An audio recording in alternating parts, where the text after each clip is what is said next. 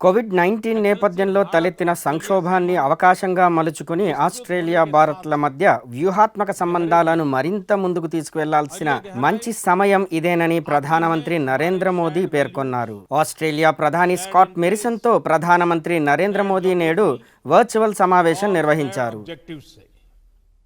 पिछले कुछ वर्षों में हमारे सहयोग और तालमेल में अच्छी गति आई है। ये सौभाग्य की बात है कि हमारे संबंधों की बागडोर का एक छोर ద్వైపాక్షిక వ్యూహాత్మక సంబంధాలపై ఇరు దేశాల ప్రధానులు వీడియో కాన్ఫరెన్స్ ద్వారా తొలిసారి ద్వైపాక్షిక చర్చలు జరుపుతున్నారు. రవాణా కోసం సైనిక స్థావరాలను ఉపయోగించుకునేందుకు ఒప్పందం చేసుకునే అవకాశాన్ని పరిశీలించారు. వాణిజ్య, రక్షణ రంగాల్లో ఇరు దేశాల మధ్య సహకారాన్ని మరింత విస్తరించడంపై చర్చించారు. ఈ సందర్భంగా ప్రధాని మాట్లాడుతూ ఆస్ట్రేలియాతో భారత్కు స్నేహపూర్వక సంబంధాలున్నాయన్నారు. ఈ ద్వైపాక్షిక సంబంధాన్ని వ్యూహాత్మక భాగస్వామ్యంగా మలుచుకుందామని పిలుపునిచ్చారు. కరోనా మహమ్మారి సంక్షోభం నుంచి ఆర్థిక వ్యవస్థ త్వరగా బయటపడాలని ఆకాంక్షించారు. ఈ సంక్షోభ సమయాన్ని అవకాశంగా మలుచుకుందామన్నారు. ट्रांसलेट किया जाए ताकि दोनों देशों के नागरिकों, बिजनेसेस, एकेडमिक्स, रिसर्चर्स इत्यादि के बीच लिंक्स हो और जो और मजबूत बने।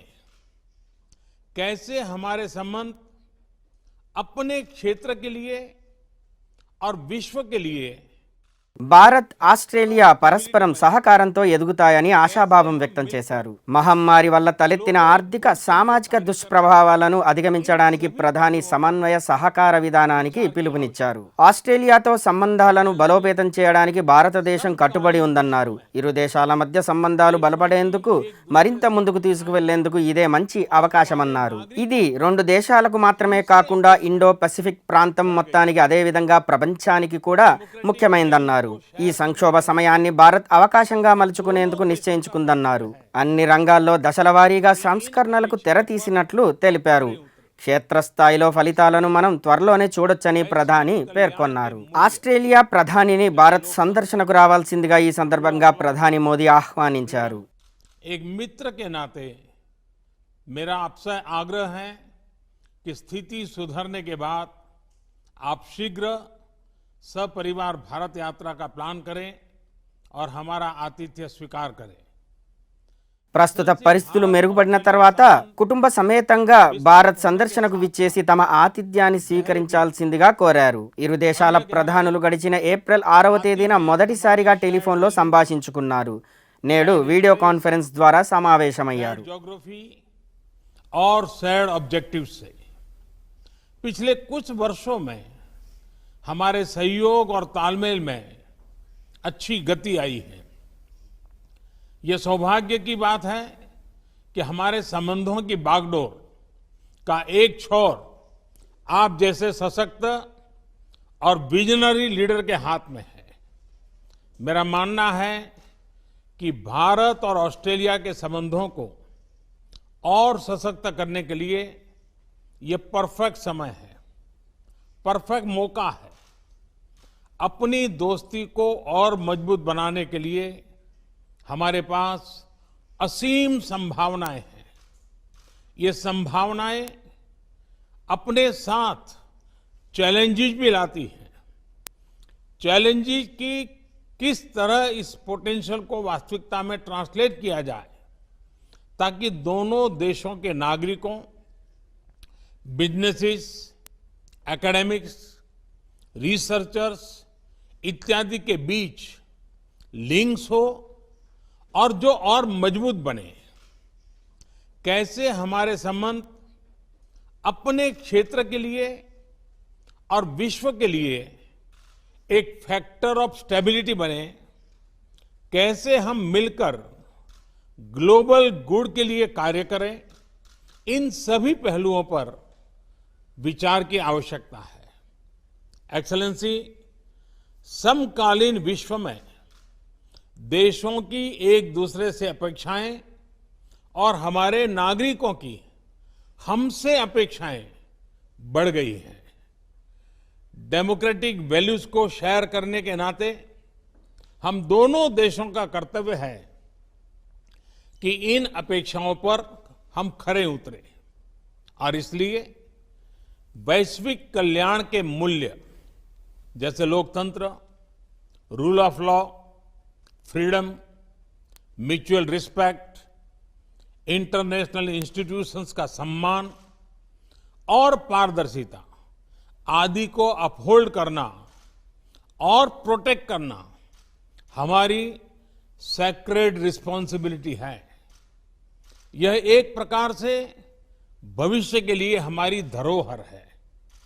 आज जब अलग अलग प्रकार से इन वैल्यूज को चैलेंज किया जा रहा है तो हम आपसी संबंधों को मजबूत करके इन्हें सशक्त कर सकते हैं। एक्सेलेंसी, भारत ऑस्ट्रेलिया के साथ अपने संबंधों को व्यापक तौर पर और तेज गति से बढ़ाने के लिए प्रतिबद्ध है। यह न सिर्फ हमारे दोनों देशों के लिए महत्वपूर्ण है बल्कि इंडो पैसिफिक क्षेत्र और विश्व के लिए भी आवश्यक है। मुझे प्रसन्नता है कि हमारे विभिन्न इंस्टीट्यूशनल डायलॉग्स हमारे संबंधों को और सब्सटेंस प्रदान कर रहे हैं। दोनों देशों के बीच निरंतर उच्च स्तरीय एक्सचेंजेस भी हो रहे हैं। व्यापार और निवेश भी बढ़ रहा है। लेकिन मैं ये नहीं कहूंगा कि मैं इस गति से, इस विस्तार से संतुष्ट हूं। जब आप जैसा लीडर हमारे मित्र देश का नेतृत्व कर रहा हो तो हमारे संबंधों में विकास की गति का मापदंड भी एम्बिशियस होना चाहिए। मुझे बहुत प्रसन्नता है कि आज हम अपने द्विपक्षीय संबंधों को कॉम्प्रिहेंसिव स्ट्रेटेजिक पार्टनरशिप के रूप में अपग्रेड कर रहे हैं। वैश्विक महामारी के इस काल में हमारी कॉम्प्रिहेंसिव स्ट्रेटेजिक पार्टनरशिप की भूमिका और महत्वपूर्ण रहेगी।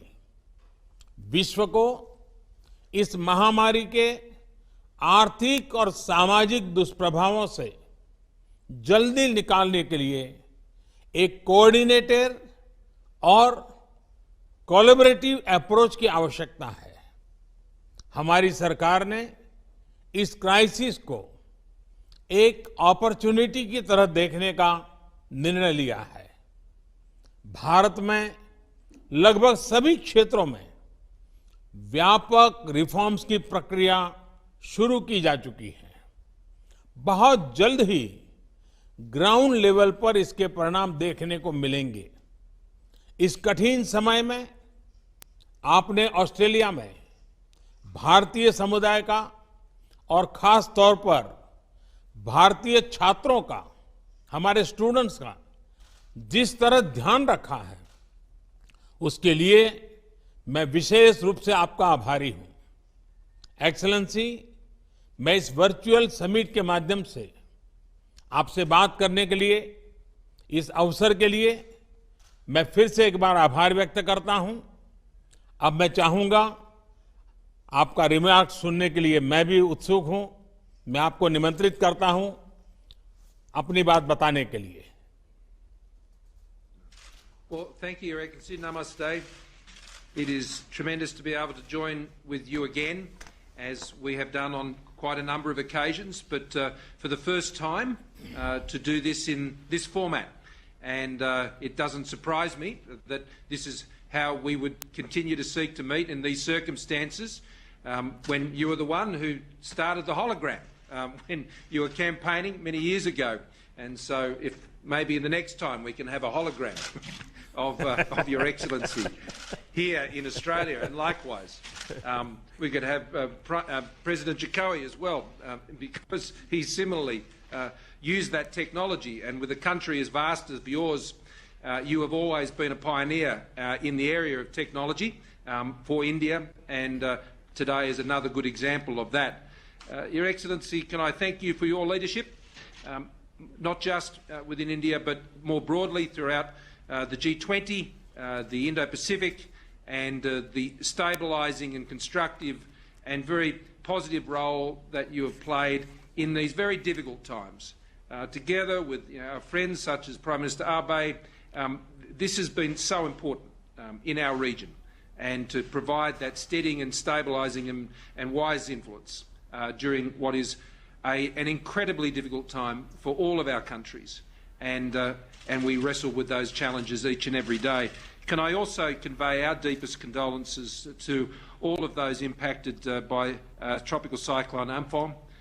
This is, together with all of the other difficult issues that are being faced, our condolences are with you for that terrible. నిరంతర న్యూస్ అప్డేట్ కోసం ఛానల్ ను సబ్స్క్రైబ్ చేయండి. పక్కనే ఉండే బెల్ సింబల్ ను క్లిక్ చేయడం మర్చిపోకండి. అప్డేట్స్ ని మిస్ అవ్వకండి. Thanks for watching. Please like, comment, share.